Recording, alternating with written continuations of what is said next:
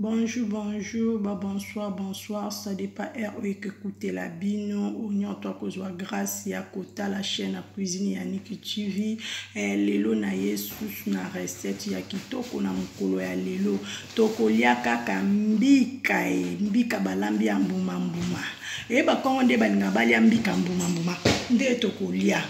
mbika mbuma mbuma. Na Thomson poisson okalunga loba Thomson na ngai mesko lelo tolia poisson na mbika balia kaka ba mama bokota ba vrai wanga bokota bozapete bokota mama balia kaka wana bio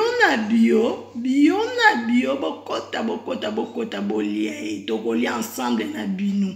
Lelo na ben na kolia ensemble na ba boni na nga na ba vrai na nga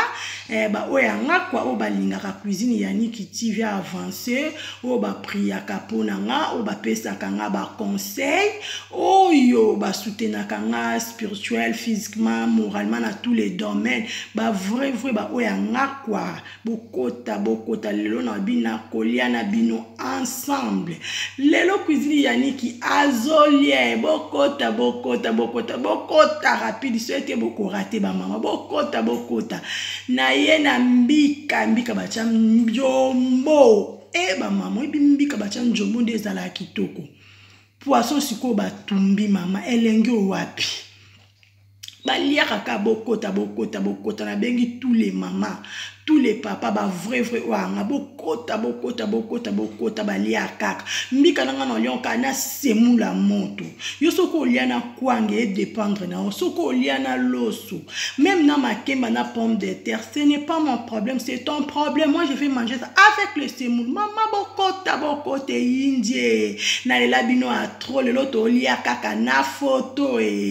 ba bonne nuit ba bonne journée ba bonne soirée ba bonjour ça dépend écoutez la bino ou eza cuisine Yannick TV lelo tokolia kaka na photo malgré photo le baraté mais lelo tokolia kaka na photo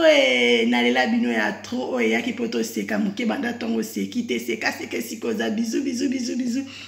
à la prochaine bisous.